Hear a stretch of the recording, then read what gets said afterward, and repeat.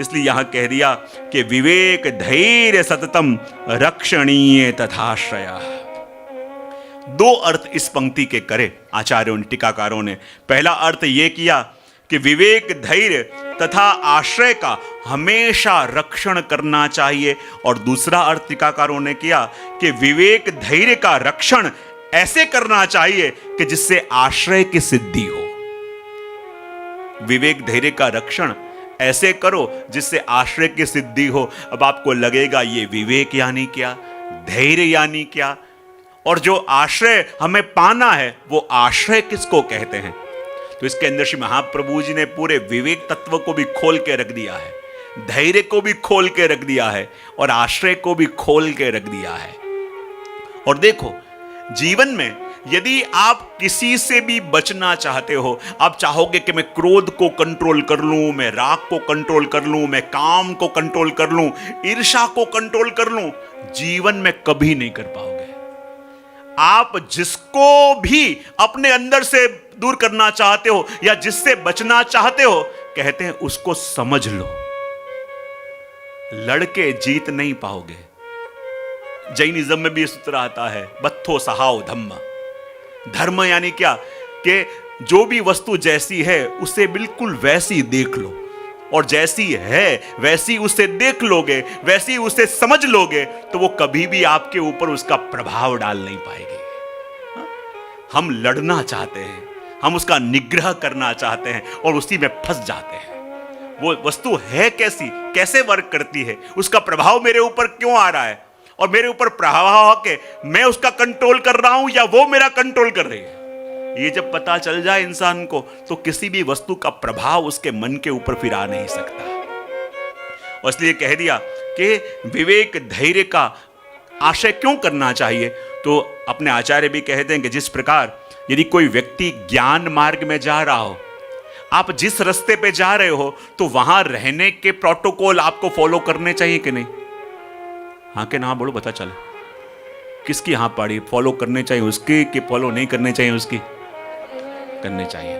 अब जैसे कोई व्यक्ति कारगिल में जाके पहरा भर रहा है, कोई आर्मी वाले हैं जहां -30 -40 है, तो वहां टिकने के लिए, वहां सरवाइव करने के लिए वहां के जो भी प्रोटोकॉल्स हों उसे फॉलो करने चाहिए कि नहीं? उसी प्रकार यदि कोई रेगिस्तान के अंदर 50 डिग्री है, 52 डिग्री है, ऐसी जगह रहता है, तो वहां के अनुरूप आहार, वहां के अनुरूप सब कुछ उसे फॉलो करना चाहिए कि नहीं? यदि फॉलो करेगा तो वहां टिक पाएगा, वरना टिक नहीं पाएगा। वैसे ही भक्ति मार्ग के अंदर भी यदि प्रभु के सन्मुख अपन को जाना है, प्रभु की तरफ अपन को जाना है, तो यदि ये विवेक धैर्य और आश्रय, ये तीन ऐसे तत्व हैं कि इनके बिना, ये है विवेक धैर्य आश्रय यानी क्या?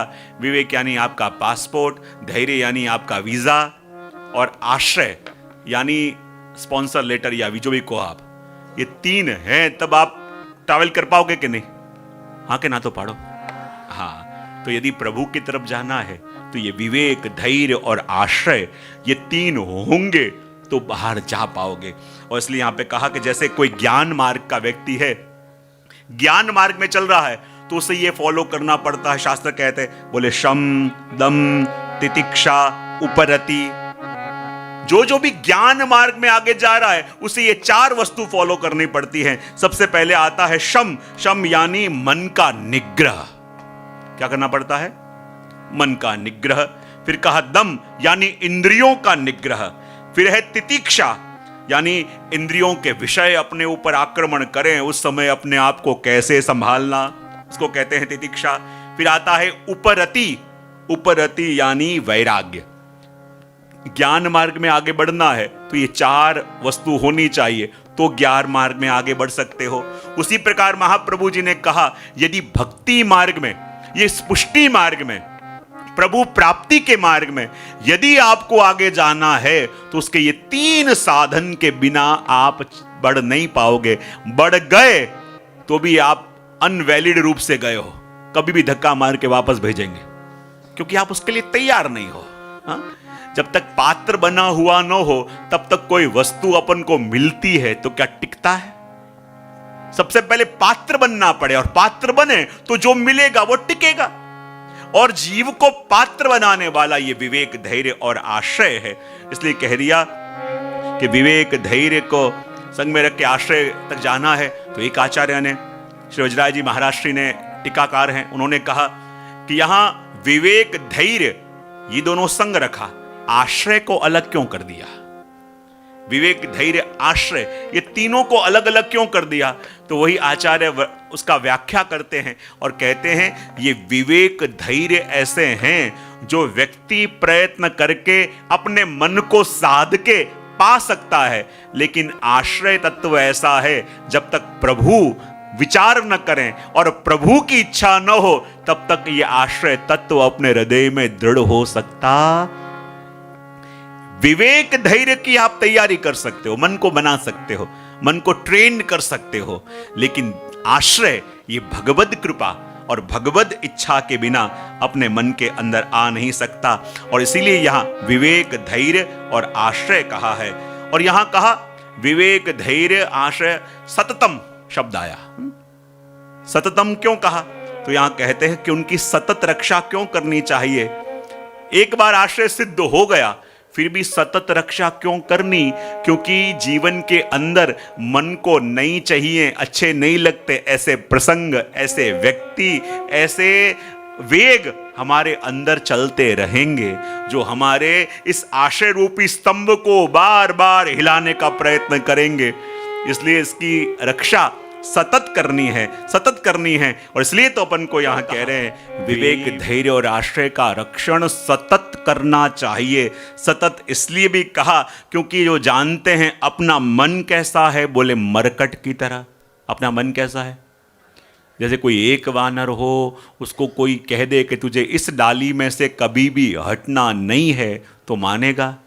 वो क्या करेगा? उससे बाहर जाने को वो तैयार नहीं है।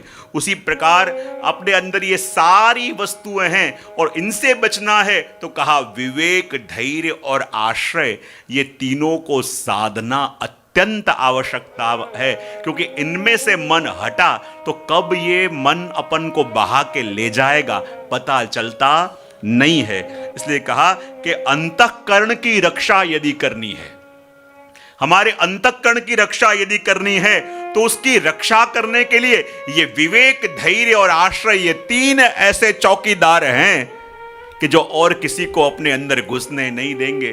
बाकी अपने मन को तो अपन ने खुला दरबार बना दिया है। कोई वस्तु देखी वो भी मन में आवे, कोई पदार्थ देखा वो भी मन के अंदर आवे, लेकिन ये विवेक धैर्य और आश्रय रूपी तीन चौकीदार जिसके मन के बाहर आ जाएं, फिर वहां कोई प्रवेश नहीं कर सकता।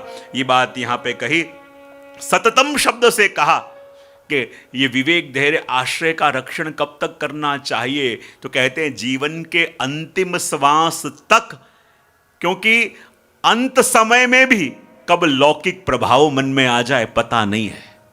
ये मन का भरोसा कभी करना नहीं चाहिए।